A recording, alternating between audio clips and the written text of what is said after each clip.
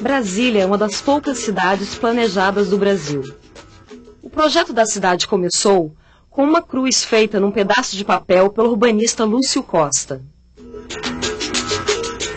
Em 1987, Brasília foi considerada pela Unesco Patrimônio Histórico da Humanidade, reconhecendo-se o caráter inovador do projeto urbanístico e arquitetônico de Lúcio Costa e Oscar Niemeyer. Brasília é hoje motivo de orgulho para todos os brasileiros. Eu sou Cláudio José Pinheiro Vilar de Queiroz, Cláudio Queiroz, arquiteto. Sou professor da Universidade de Brasília, sou do Instituto de Patrimônio Histórico e Artístico Nacional e eu voltei para Brasília porque eu tinha uma lembrança dessa cidade e eu tinha certeza que aqui era bom de criar filho e ser feliz.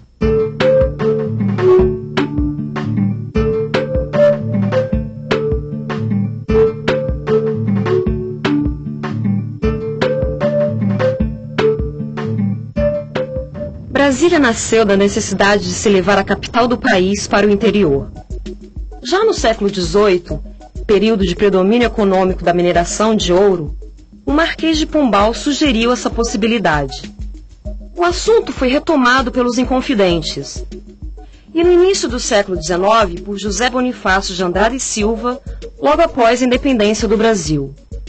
O sonho comum a todas essas iniciativas era a construção de uma capital integrando territórios e consolidando o Estado Nacional brasileiro.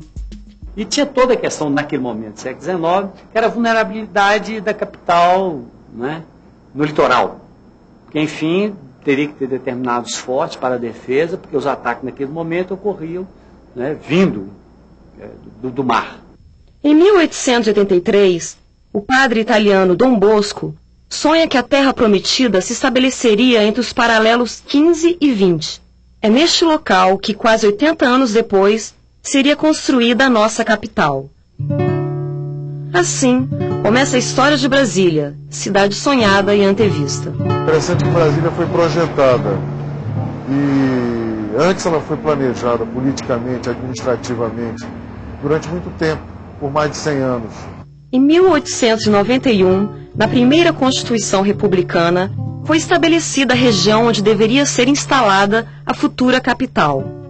Foi criada então a Comissão Exploradora do Planalto Central, liderada pelo astrônomo Luiz Cruz. A Missão Cruz demarcou uma área de 14 mil quilômetros quadrados, que incorporava antigas fazendas do estado de Goiás. Surge oficialmente a expressão Distrito Federal. Com o movimento tenentista e a assunção ao poder de Vargas, isso vai criar um melhor corpo, né? Uma melhor definição, vai adquirir um perfil mais nítido. No início dos anos 40 do século passado, Getúlio Vargas começou a mapear e desbravar o território desconhecido, em um movimento chamado Marcha para o Oeste. O sonho começava a virar realidade. Juscelino Kubitschek, enfim, é que vai transformar a construção de Brasília, quer dizer, a interiorização, não é, da máquina administrativa no Brasil, integrando a região centro-oeste, né, a região economicamente ativa do país, que é a região centro-sul, né, como síntese de um governo.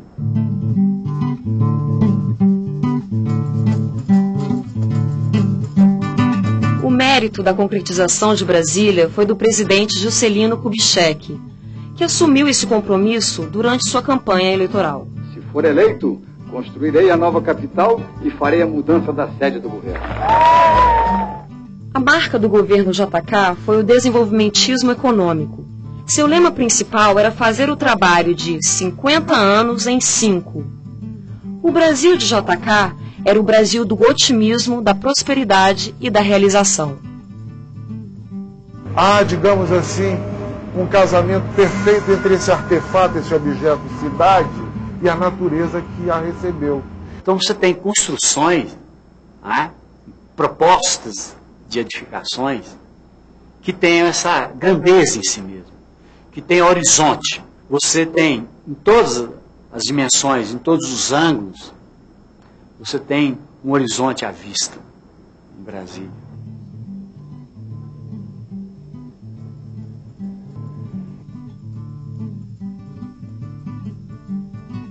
No caso de Brasília, eu acho que, como o Lúcio Costa diz, a cidade criou a paisagem. A construção de Brasília começou em 1956.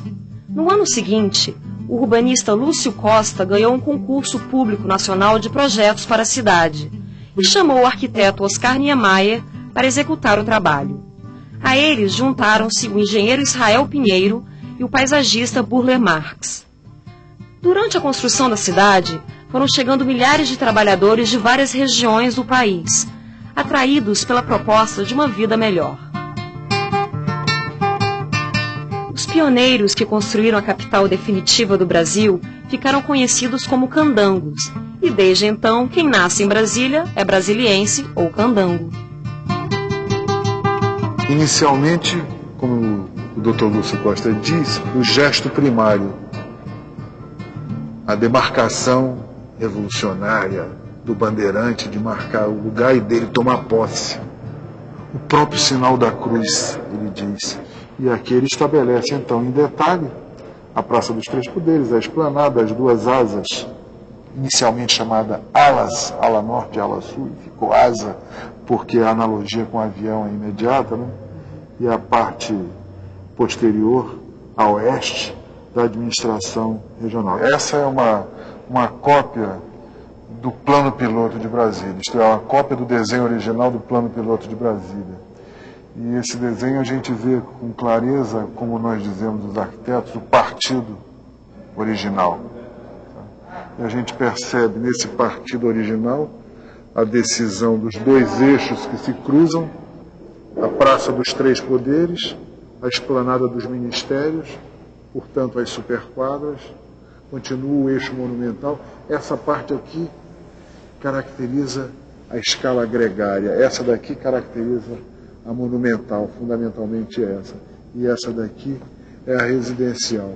E o lago, sintetizando a escala bucólica, penetra a cidade, se transformando nessa permeabilidade, né? Esse entrar do verde na cidade, das brisas frescas que o lago permite, vão tornando a cidade isso que faz o ineditismo dela. No dia 21 de abril de 1960, nascia a capital definitiva do Brasil. Dia 21 de abril é a data da inauguração da cidade, marcada nesse dia, nessa data, por ser a data da Inconfidência Mineira, né?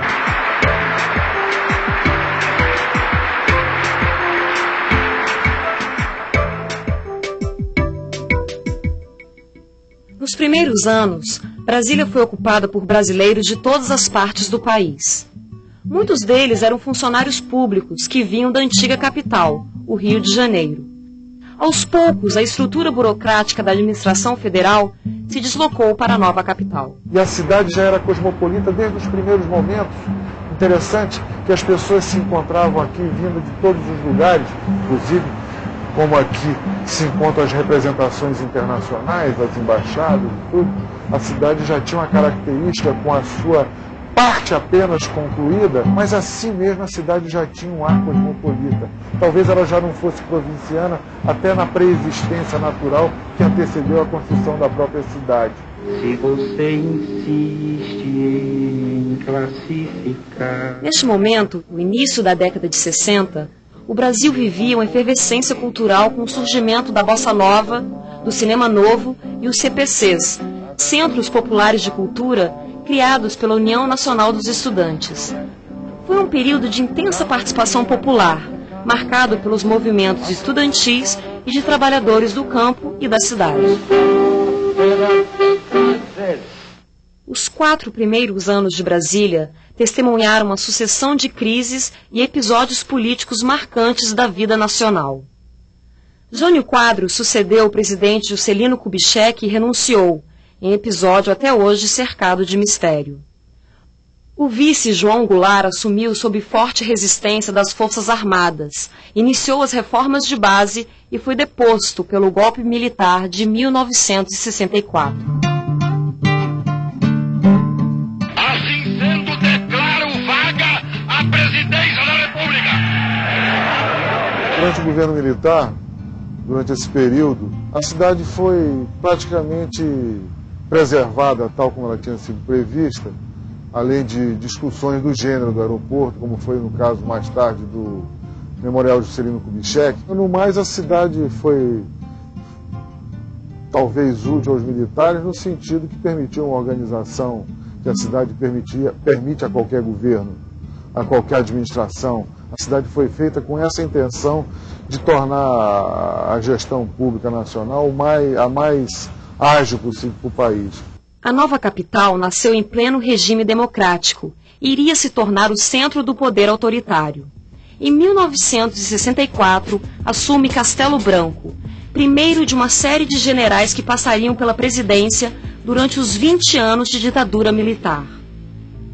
Politicamente, os governos militares tiveram uma marca registrada, os decretos chamados de atos institucionais. AI-1 determina que a eleição para presidente será indireta. AI-2 determina eleições indiretas permanentes para presidente e o fim dos partidos políticos existentes. AI-3 determina que as eleições para governador também serão indiretas. AI-4 atribui poderes constituintes ao Congresso, passando a vigorar a Constituição de 67. De forma que, efetivamente, tem muita gente que confunde Brasília com o autoritarismo de um determinado momento, assim como confunde Brasília com a corrupção de alguns setores da vida pública brasileira, que não são, de certa forma, de Brasília, mas que vêm de fora. No governo Costa e Silva é assinado o AI-5. O presidente passa a ter poderes para fechar o Congresso, cassar mandatos, demitir juízes, suspender garantias do judiciário e censurar a sociedade civil. Os estudantes, intelectuais, artistas e trabalhadores de esquerda foram os mais perseguidos durante a vigência do AI-5, o mais repressor e emblemático dos atos institucionais.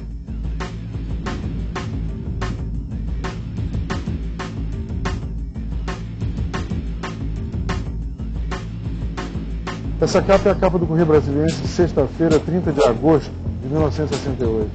Aqui a polícia havia concentrado professores e alunos numa quadra esportiva que a gente percebe no fundo da foto, e as pessoas já estavam sendo levadas ou para essa cancha, para essa quadra, ou então já levados do campus para para a prisão. Foi um dia de tumulto muito grande, como as fotos demonstram, né? As pessoas foram surradas. Talvez isso tenha sido o fato mais marcante da ditadura em Brasília, a invasão da nova universidade, sonho da intelectualidade brasileira, a Universidade Livre de Brasília. O governo do general Médici foi o mais duro da ditadura e da repressão, e também o auge do chamado milagre econômico. A produção crescia e se modernizava num ritmo espetacular.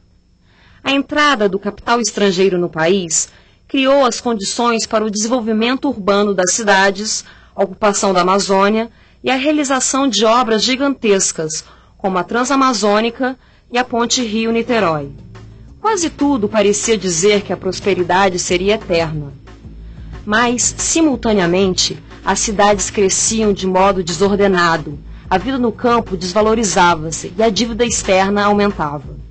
O Brasil crescia e se endividava ainda mais. Os ricos ficavam cada vez mais ricos e os pobres cada vez mais pobres. No início dos anos 70, músicas, filmes, peças de teatro, livros, a imprensa, tudo estava sob o controle da censura e dos órgãos de segurança nacional do governo militar. A cidade sofreu com o país todo essas questões e amargurou assim, o silêncio constrangido durante todo esse período, né? Por se tratar do centro do poder político, Brasília viveu a ausência de liberdade de forma muito intensa.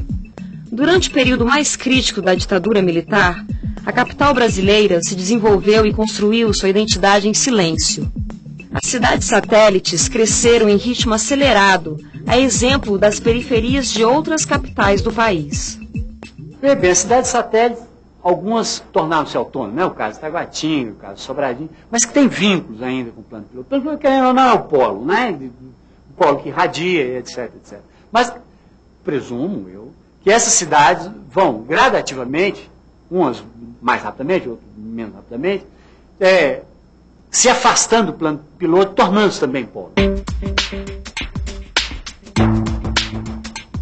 Em meados dos anos 70, o milagre econômico deixou de ser um milagre e deu lugar a uma dura realidade, que influenciou profundamente os últimos governos militares, a crise econômica. Junto com ela, a pressão da sociedade civil pela volta das liberdades democráticas obrigou o presidente Geisel a iniciar a transição política. O general João Batista Figueiredo, último presidente militar, concretizou esse processo. No período, foi decretada a lei de anistia e se aprovou a reforma partidária, permitindo a criação de vários partidos políticos. Os governadores, prefeitos e todos os representantes do Congresso voltaram a ser eleitos pelo voto popular. O Brasil, ao longo dos anos 80, passou a respirar o ar da democracia. Eu fiquei fora de Brasília e voltei justamente na época em que se iniciavam os primeiros movimentos de abertura. A votação das diretas foi à noite, por exemplo. E as pessoas se encaminhavam, freiras, padres, estudantes, comerciantes, pessoas de todas as orientações, de todas as idades, crianças, e a esplanada estava coalhada de militares, com cachorros e carros de combate, inclusive.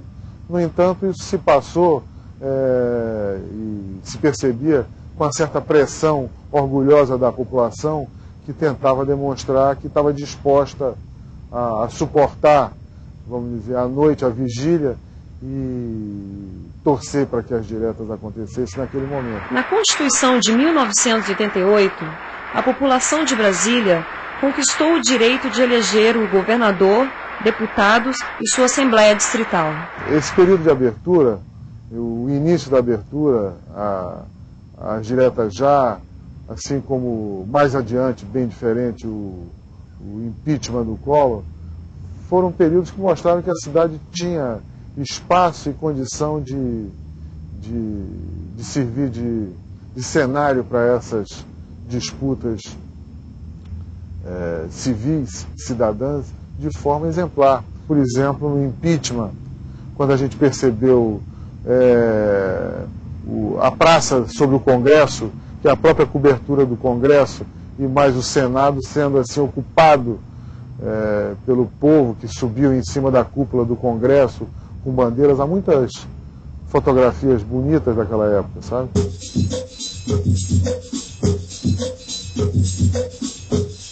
Com a campanha das diretas e o movimento pelo impeachment do presidente Fernando Collor, em 1990, Brasília retomou a sua vocação política e democrática.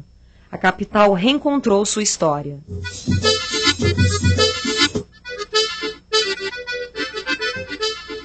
No planejamento original, o urbanista Lúcio Costa pretendia que o plano piloto abrigasse as mais diferentes classes sociais. O objetivo era evitar a divisão entre bairros ricos e pobres. De acordo com o projeto original, as cidades satélites seriam habitadas após a ocupação da área metropolitana. E é preciso lembrar que Brasília foi prevista, o plano piloto, para ter entre 500 e 750 mil habitantes. Ela não tem 360 mil, não tem 400 mil habitantes ainda. No entanto, no Distrito Federal já existem 2 milhões de habitantes que habitam de maneira sofrível alguma dessas cidades, que são efetivamente cidades dormitórios de pessoas que trabalham no plano piloto. E quando isso aqui tudo tiver mais digno, aí já vai ter uma valorização que vai empurrar esse povo aqui para uma periferia mais distante. Então a questão da cidade abrigar gente de todas as classes sociais não depende do urbanismo, é uma questão do sistema político-econômico que a gente vive. Em Brasília, o imprevisto venceu o planejado. A cidade cresceu em um ritmo muito superior ao esperado, e sua população já sofre dos problemas característicos das grandes capitais brasileiras. Moradia, falta d'água e de estrutura de saneamento, poluição dos mananciais e baixa qualidade de vida. Em Brasília, você tem muitos direitos que você não tem nas cidades tradicionais, principalmente cidades tradicionais cosmopolitas, que se tornaram grandes cidades. Por exemplo, você tem direito ao silêncio. A noite em Brasília é de um silêncio incrível. E, ao mesmo tempo, você tem o direito de se deslocar diagonalmente em todas as direções. Por exemplo, os prédios das superquadras, eles são 6 andares sob pilotis. Aquele pilotis é como se fosse uma calçada pública. Não pertence ao prédio, é público. Você pega uma reta e você escapa passando por baixo de prédio, seguindo na direção que você bem preferir. O André Malraux, que certamente tinha razões de ser gentil conosco, era a inauguração da cidade, mas ele disse que essas colunas talvez sejam os fatos arquiteturais mais importantes desde as colunas gregas, porque de lá para cá não surgiram outras, já que as próprias colunas romanas eram cópia das gregas. Brasília é uma cidade inventada. Há algumas décadas atrás, essa paisagem do Cerrado era um grande descampado. Não existia aqui nenhuma construção. Brasília não é a única cidade planejada do Brasil e do mundo. Existem outras. Mas, certamente, sua beleza arquitetônica é singular. Brasília é uma cidade patrimônio. Preservá-la não é apenas cuidar do passado, mas refletir sobre seu futuro.